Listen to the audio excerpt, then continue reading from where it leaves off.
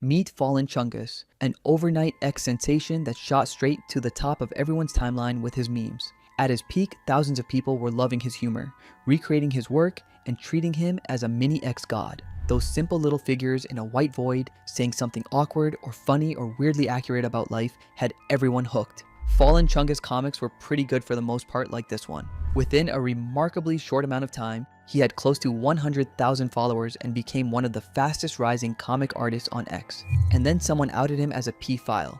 I would like to thank :V for quoting the post above, and FallenChungus Wrangler for being the biggest F-word in the world and leaking his boyfriend's ex.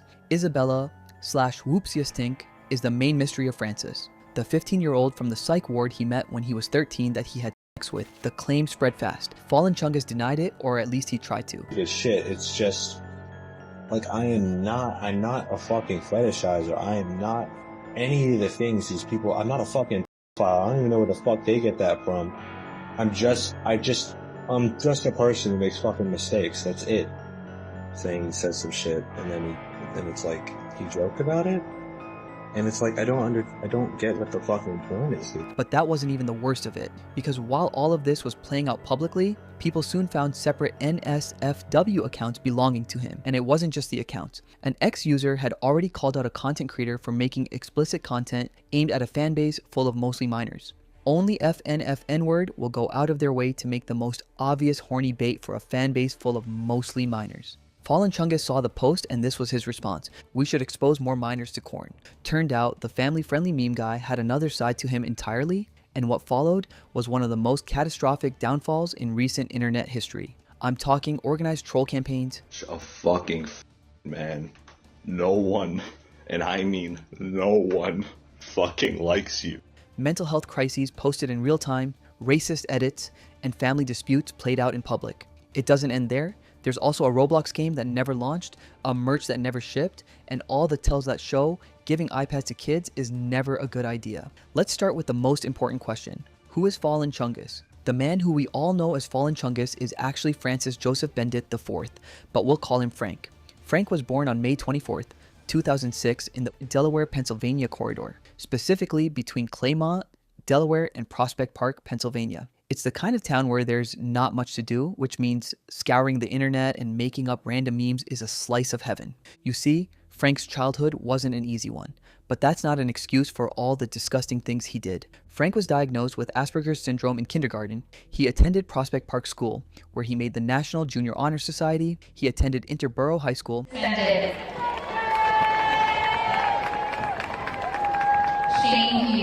Graduating in June 2024, right in the middle of the most turbulent stretch of his public life. Across posts and streams, Frank described his home life in consistent terms. "I probably don't have much ahead of me just in general. My entire family is broke, and it's been that way since I was born. My family in general is a mess. My entire dad's side is filled with addicts and manipulative people." He said he was sometimes locked in his room with only a phone for company. Although it's obviously not as severe as being addicted to narcotics, I can and will admit I am 100% addicted to the internet. I was literally given a tablet before I even knew how to read. I would just watch it based on if their thumbnails looked funny or not. He wasn't exaggerating the isolation.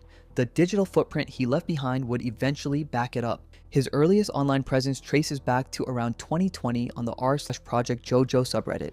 Posts from that era show prototype versions of the art style that would eventually blow up. The format was already forming, 4 years before anyone knew who he was. His Roblox username was Mojo, which became the seed for his early alias family: That's Mojo, That's Mojo, Stacks Mojo, and Gwatz Mojo. In 2022, his name appeared on F95 Zone, an adult gaming forum.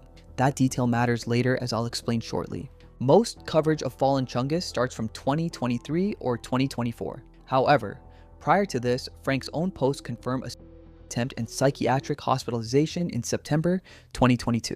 But he came back, and thus began his telltale cycle of crisis, crash out, and disappearing acts. In September 2023, Frank launched a throwaway that would eventually become one of the most notorious usernames on X. The username was FallenChungus. The early display names included things like Coco Melon Fan 2015. He expected nothing from it. In no time, his following amassed 7,000 followers, even though it was a burner. His style of humor was creating memes with characters he called Pin, Simply put, they are MS Paint figures. Yup, that's right, Twitter. I use MS Paint to draw, read it, and weep.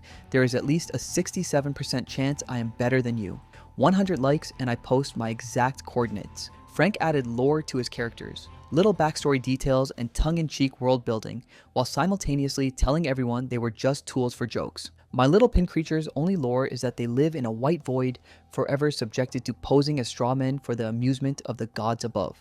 And with time, it grew beyond Frank's grasp. People were loving it. Then he topped it off by making what turned out to be the most consequential decision of his teenage life. He implied his comic strips were free use. Fans could recreate, remix, and post his comics without permission or credit. This increased his reach overnight.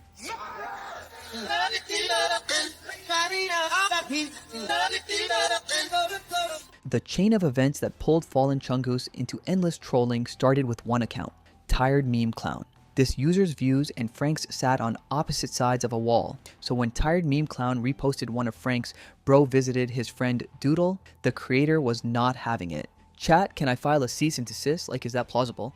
I'm not even mad or anything, given my art's been nabbed for commercial use like 1,000 times. I just don't like this guy in particular. Frank went in for added context, claiming he wasn't mad that his strip was being used. What he didn't like was the particular person reposting it. His position wasn't wrong though, but making it a loud online confrontation was the worst possible move. Obviously, knowing why Frank didn't like them, Tired Meme hit back by taunting him more. So it turns out that FallenChungus guy who had a problem with me is a fellow member of the racist community. Pick Related is one of his. If I'd known sooner, we could have avoided a lot of drama. The account made a doctored pinhead comic in Frank's style, put a racial slur in the character's mouth, and posted it with a caption claiming Frank was part of a racist community. The thing is, the image was a deep fake. As a result, Frank was pushed to respond with legal threats and attempted to ratio the original tweet.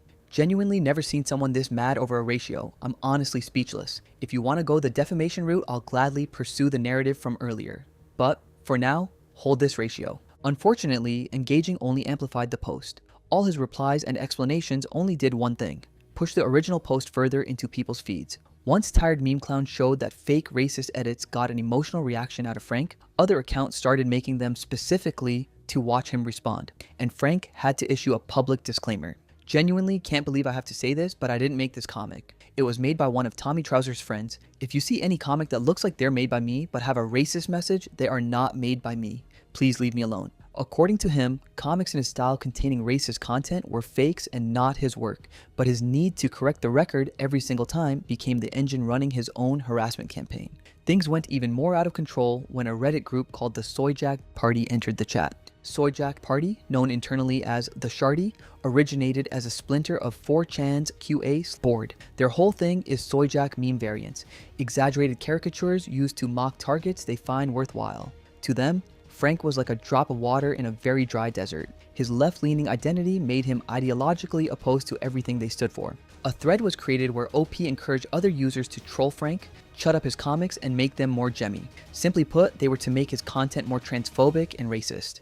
To make the matter more terrifying, this wasn't the first time Frank and this group had crossed paths. It got so bad that Frank tried to commit at one point. Got doxxed by the Shardy while I was at a mental hospital. I just got home today. For what it's worth, I'm not coming back, period. I want my story to serve as an example of both what not to do and what to dreadfully expect when you find fame. It's about time I start my own life. However, the Soyjack campaign wasn't what destroyed Frank's reputation permanently. It only chipped at it. The real damage came from something much closer, from Frank's own behavior. While the troll wars were running publicly, something else was circulating in the background. These were allegations that go a lot deeper than any doctored comic. The concept of chasing. In LGBTQ+ community spaces, a trans chaser is someone who pursues transgender people out of fetishization rather than genuine attraction or care. Starting in the early period of his first account, screenshots began moving through anti-FallenChungus circles showing a pattern in how Frank interacted with trans women on Twitter. All my trans followers are hot, okay? I only fuck with Bridget and Korn now cause y'all made her entire existence comey as fuck with that brisket shit. The following screenshots showed repeated contact initiated specifically with trans women, messages people read as sexualizing. On January 22nd, 2024, Frank addressed the claims publicly. This image surfaced like last year after a weird period where a lot of my close trans friends were going through shit, so I tried to be an ally and failed miserably. That's quite literally the end of it. This image was also compiled by a group of transphobic trolls, so yeah. According to him, the screenshots were selectively compiled by trolls. The interactions were simply him trying to support trans friends going through hard times. Like, I don't know how many times I have to say it, I'm not a chaser, and the fact that my community had to bear witness to gore and slurs because of some retarded Twitter slander is mind-blogging. But it's the internet and anyone can come up with any narrative. Of course, the allegations didn't go away. Nothing ever fully goes away. This phase of his life became a permanent footnote, and things only got darker from this point. In May 2024, a serious controversy broke out between Frank and another ex-user known as Ricky. Ricky publicly accused Frank of harassing them through private direct messages as well as hostile public posts. According to Ricky, this ongoing harassment pushed her into a serious mental health crisis. Yeah, he kinda posted a pic with me in it, which had my and got multiple people to harass me and lead me to downing my entire bottle of pills. Frank strongly denied the allegations. He claimed that the accusations were fabricated. If people can say I faked an entire suicide attempt, I can say the same. This is a bold-faced fucking lie. And the fact this fucking troglodyte is trying to put the blame on me for that is sickening. I'm done adhering to the bullshit thrown at me time and time again. Frank went on to have a meltdown, getting openly hostile and aggressive. Nothing that you say or do has been in the best interest of anyone. You are a walking, talking point of contention that thrives off of people's misery. You literally wish death upon me over something that wasn't gonna happen. You are a miserable, miserable person. From the public records, it was quite clear Ricky went through a real crisis period. Being rushed to the ER by my dad. He only ever cares about me and my well-being when I'm about to die. Great, my dad found the pill bottle. The Soy Jack continued their doxing while all this was happening until they found one of Frank's alt accounts where he said things related to minors and pornography. We should expose more minors to corn. In usual Frank fashion, he offered explanations and eventually apologized. This account is hosted by the Shardy and they're trying to weaponize Twitter people's illiteracy to cancel me or whatever. This screenshot is like 2.5 years old. Is it bad? Very. I don't condone it at all and have moved on from that edgy behavior. But what he chose to do after was a masterclass in manipulation. Frank posted a farewell message and deleted his Discord server. This is the last you're ever going to hear of me, and whether it be tonight, tomorrow, or the day after, I will kill myself. Frank's mother and confirmed he was alive. I just spoke with his mother following a doxing on Soy Jack party. He is alive but is now banned from Twitter. Following this breakdown, Frank was registered into a psychiatric facility. Alright, give up. Anything I was trying to build, it's over. I don't care about the money, the partnership, or even the fans anymore. There's no meds left in the house. My parents hid them, but I'll find another way to do it. I always do. He announced his retirement from the internet, but people had heavy doubts since this wasn't the first time he was fake quitting. Like clockwork, he was back within days. At this point, Frank had made 6 or more documented public crisis posts, and the worst of his spiral arc was only just kicking off. In June 2024, Frank got kicked out of the family home. I am now officially homeless. Things are bleak, but I'm getting set up with a shelter and I'm gonna go job searching with my case manager on Monday. I'm also gonna be setting up payment methods for both donors and ARCOMs. Remember to DM me on Discord if you have any questions. By his own account, it all came to a head during a heated argument in the car. Argued with my mom for the umpteenth time and she dropped me off an hour away from the house. When I got there, they left a bag with my shit at the front door. At least I know now they don't gaff. Frank claimed the fight was due to the chaos his online presence had been attracting. He started posting from libraries and shelters. At first, it seemed like he was still getting by okay, then quickly his posts shifted into serious appeals for housing, financial support, and jobs. Learned a lot more about job searching while staying at my friend's house. The reason why I haven't already started is because I literally don't know where I'll be by the end of the day. Preferably, I'll be working a full-time job in tandem with comms so I can reliably pay expenses. Prior to the job hunting, while Frank was ranting online about his family kicking him out, his aunt decided to give him the attention he was looking for. Her statement painted a rather different picture from Frank's version of events. Maybe you should be honest here and stop spreading lies about your parents. You made this happen because you couldn't control your temper over a stupid computer. Get it right, bro. Apparently, Frank had a documented history of violent outbursts in the house. His internet use had become extreme enough that the family established household rules he violated repeatedly, and his aunt spilled it out to his followers. This child has been causing nothing but tension, heartbreak, and doing whatever he wants to get his way. His home life has been torn apart by his antics. My sister is on the verge of a nervous breakdown and the violent part of his personality has become more prevalent. Frank's response wasn't expected in the least. and it shows what happens when you give a kid the power of online attention long before he's prepared for the cost of it. For anyone wondering, this is my actual aunt, and they are very blatantly picking and choosing shit from the truth. At no point did I claim I didn't fuck up, but nothing I've done to my mom, stepdad, or anyone else in this family warranted me being left destitute. Piss off. He quoted her tweet, confirming it was his actual aunt and accusing her of being biased. Then he encouraged his audience to contact her.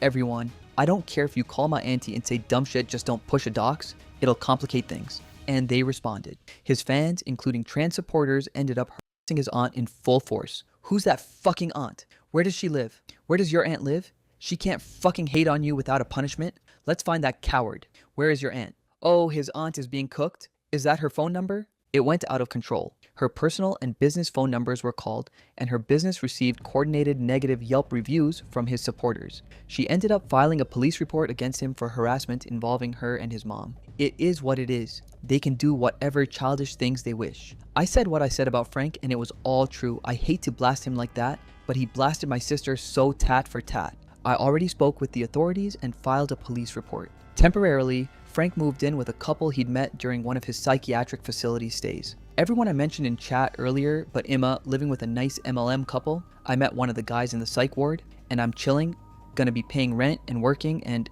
I like balls in my mouth. The meme artist then got kicked out of his living situation in this period. He eventually landed back in his grandaunt's house while he mended his issues with his mom. Before his aunt's post, Frank could still be framed primarily as a creator being punished by trolls. After it, holding that frame required ignoring the fact that he crossed a line. His reputation was already getting muddy, and there were no signs of it recovering, especially when his fart fetish got exposed. This part of Frank's spiral didn't come from allegations or trolls. This part was all him. During the Soyjak trolling, lots of things were uncovered about him. Remember the body-related humor in his early comics? The fat jokes, weird shapes, and the silly exaggeration all fit the overall vibe of his account?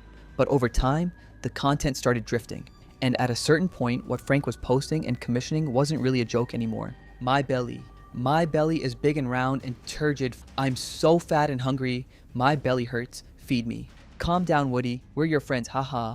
My belly is so big. Oh, it's growling and bubbling. Oh, I had such a big lunch. Ha ha ha. Oh, my tummy hurts. Can you rub it? Unless you want to. I mean, it'd be nice if you just gave my gut a little pat. The jokes revolved around fart and gas fetish content, obesity and belly-related material, and explicit acknowledgement. He would make several posts related to farting, farting on people, farting over food. When I sit on it and fart so hard that the cheese bubbles up and the crust stales. There was a collection of them, and he would sometimes dismiss it as jokes when fans called him out for being creepy. Just got accused of essentially verbally threatening to grape someone over a fart joke. That's enough Twitter for tonight, gang. Love y'all. On top of that, he ran separate NSFW alt accounts. Okay, I've made the executive decision to turn this account into a suggestive alt so L can have an outlet for that stuff.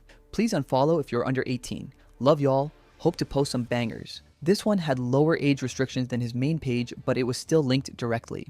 There were more. So anyone who found his comics and followed him was one click away from whatever was on his alt account, and it was worse than you could imagine. Another whip I forgot about. The issue now was who was doing the clicking. Age demographic poll, please vote if you follow me. Community polls from this period confirmed a significant chunk of his following were under 18. Frank knew half of his audience were people he was only slightly older than, yet he kept posting inappropriate things anyway. When he was called out on it, he found a way to defend himself. Gonna say this loud and clear, I am not liable for minors following. I discourage it to the utmost degree, but I can't prune through people constantly, so don't get on my ass about that. That being said, the material posted here will be mostly vanilla, so look forward to that. Soon the account got deleted and more popped up, like he never fully learned his lesson, and people flagged it alongside everything else as part of a pattern that was becoming hard to ignore. Meanwhile, during the same timeline, Frank launched his merchandise. Merch drop. I'm not really an expert with this sort of thing, but I got a website set up with 90% of the work done by a collaborator. This is less about revenue, but more so a cool thing for fans. I hope you all enjoy what's on the site. Check it out at FallenChungus.com. He opted to sell his popular Bro is a Baby shirts and other official products, something that his fans could buy and hold. However, the store later closed when the merchandise site was found to have threatening images. Frank blamed it on the collaborators. This wasn't me, it was the collaborator. I don't even have perms on the website besides a cut of revenue sent to my PayPal. By any reasonable measure, this was the time to step back and regroup. Instead, Frank announced a Roblox game with developers, a concept, the whole shebang. A Battlegrounds game, it's essentially a very accessible fighter. You hop in, you fight, there's 4 skills, the combos are really simple. In May 2024, Frank announced the launch of a Roblox game. Prior to this, he had already produced mods for other games, like Friday Night Funkin', but the thing with Frank's games, they always end up unfinished. Delicious Meal isn't fully cancelled, but it probably won't have the same scope with shit like Hassan and Daisy being outed, Goji leaving for personal reasons, and Morshu being kicked off. I still want to get a demo out because L loved the work done for it so far. This next one was the first one that he actually quote-unquote finished developing. He wanted an actual product that would prove that FallenChungus was more than a Twitter account. Excited to announce my new project I've been hinting at for a few days, Fallen Fighters, a fighting game on Roblox inspired by titles such as The Strongest Battlegrounds and Item Asylum, sporting unique classes, heavy item usage, and custom character models. Stay tuned. The name for Fallen Fighters was eventually changed to Agony Arena. Frank revealed his friend Zach was working on the project with him, claiming he modeled the custom characters for the game. Every day I'm reminded the co-director on nearly every project I do sung this stupid fucking song. While Zach was the primary source for what the project looked like, Frank recruited developers to help from his Discord and his following. He asked for people who were willing to volunteer and expect little pay. Agony Arena / Abyssal Studios is still in search of devs for the project. Pay is not guaranteed across all roles, as we have limited funds, so do not apply expecting insane rates. That being said, we hope to see some consideration. A year later, Frank took on another gaming project Printern. Both got public announcements and were positioned as major deliverables. But when it came to keeping promises, Frank fell short each time. If I'm being honest, the Agony Arena was me being hyper-fixated on shit and then running out of juice because I didn't like it anymore. In time, many of the recruited developers, including Zach, came forward with accounts of completing significant work without even receiving promised compensation. Hello all, I was a close friend of FallenChungus. Not kidding. I was Frank's lard wrangler for over a year. I'm too trusting. It took me way too long to realize Unal Ni just never learns. I was on the team of all of his retarded Roblox Battlegrounds games and FNF mods. God bless all of the devs that he ripped off. You promised payment to the devs like cosmic per commission, and then you suddenly up and went without even thinking about the team you said. There was also evidence that all available money was spent on personal expenses like DoorDash rather than developer fees. What is the total gross amount he's contributed to development costs, by the way? Literally $0. He only promised funds but never paid anyone out. I have these screenshots. All that money's probably gone to DoorDash now though. Unfortunately, the Roblox situation wasn't the worst thing to surface in 2025. In the lolcow community called the Frankpocalypse, a term reflecting Frank's biggest scandal, serious allegations emerged involving Frank's relationship with a minor girl. The girl, named Isabella, was referred to in community archives by a nickname from her online handle, Whoopsie I Stink. They had met in an outpatient program. The allegations came from an anonymous source. I would like to thank :V for quoting the post above, and FallenChungus Wrangler for being the biggest F word in the world and leaking his boyfriend's ex. Isabella Whoopsie is the main mystery of Francis, the 15-year-old from the psych ward he met when he was 13 that he had with, proof below. According to the source, he was able to identify Isabella through Zach. One of the screenshots Zach released when he was outing Frank for not sticking to their agreement was about a girl. There's this girl and I'm on the fence about pursuing it. Don't worry, this isn't like a love issue. No one wants to give advice on that, but it's more so an age gap thing. Let me lay it out for you. I'm 17, turning 18 in May. She's 15, turning 16 in August. Is that too wide? I mean, she's gone through similar given we met at an outpatient program. So she's not super immature, but I need genuine advice. The evidence was overwhelming. Isabella took the popular photo of Frank in the FallenChungus shirt, proving they met in the psych ward. Frank even acknowledged she got the shirt for him. Whoopsie Stink bought it for me. Please send her seen things in DMs. Before this, there were various digital footprints of Isabella defending him on people's posts and even replying to his posts. Then, under one of such posts, she commented that Frank has a micro penis, proving that they may have been involved intimately. My wife sniffed my and died. Ate butt today. The backlash was expected. And you know what else was expected? Frank's explanation. This would be known as Frank's longest crash out, lasting a total of 14 days. She 100% initiated the first and only encounter. This was not grape. The person themselves to this day doesn't classify the situation as grape despite everyone saying the opposite. Although fast forwarding to the present day, she now claims it to be. He shifted from denying the most serious claims to acknowledging an age gap and some contact existed. Around Q3 2024. Mind you, I met this person while I was 17 and she was 15, which then progressed into 18 and 16, as per how aging works. It was a 2-year age gap. Then, he shared the blame equally. Also, to really harp on the fact neither of us were geared to make this decision, both of us at the time were still recovering from our respective crises and not in our right minds to really pursue anything sexual. That being said, I did not take advantage of her. Every statement he made muddied the picture further, adding to the suitcase of past allegations. It was now an obvious pattern that fans couldn't ignore. Blood Diddy Diddy Diddy Blood Blood. Bro is a Diddy. How could you FallenChungus? The nickname Diddy Chungus spread widely as a result. His remaining online presence was one push away from shattering to oblivion, and Frank, being Frank, gave it that last push. By late 2024, the FallenChungus account, the one built on one of the most recognizable comic formats Twitter had seen in years, was sold for $200. Initially, Frank had made a deal with an unknown buyer to sell for $500, paid in 2 installments of $250. The first payment acted as a deposit to show the buyer was serious, while the second would be sent after ownership of the Twitter account was transferred. Frank received the initial $250 and handed over the account credentials, but not long after, he changed his mind yet again. He refunded the buyer's money and asked for the account back, expecting the deal to be reversed, but the buyer held firm. After the sale, Frank reportedly tried to recover the account. Hi, please mass report FallenChungus, as the buyer took advantage of my piss poor mental health and blocked me on everything as soon as he changed the email. Would be a great help, thank you. He claimed he had sold it under duress and simply regretted it. If anyone's wondering how this even happened, it was a really specific situation. I gave him the money back when I was having a breakdown and told him to deactivate. Reconsidered again, and he changed the email and blocked me. This shit is doing really bad things to my head. Under new management, the account's name was changed to FallenChungus. Soon enough, FallenChungus began posting comics duplicating Frank's style, earning himself the nickname FallenChungus. FallenChungus, are you also an artist? The nickname came after a Jujutsu Kaisen villain known for taking over other people's bodies. It was a parallel to someone inheriting Frank's account and identity, and the internet noticed. Frank also posted about the buyer scamming him on his Discord channel. Before long, Frank's Twitter bookmarks were leaked. Beautiful happenings. They contained pornographic content. The leak added more trolling material for people and demolished whatever shred of respect he still had among fans. Following the Frank-pocalypse, Frank kept posting under new aliases through 2025. Rebrands that got documented and deleted almost as soon as they appeared. Rinse and repeat. Through all this, he streamed publicly without revealing his face. I didn't know how to respond to anything. I didn't know how to cope with the fact I'm just I'm having my fetishes exposed to thousands. Had meltdowns on camera and even got into roommate conflicts that played out online.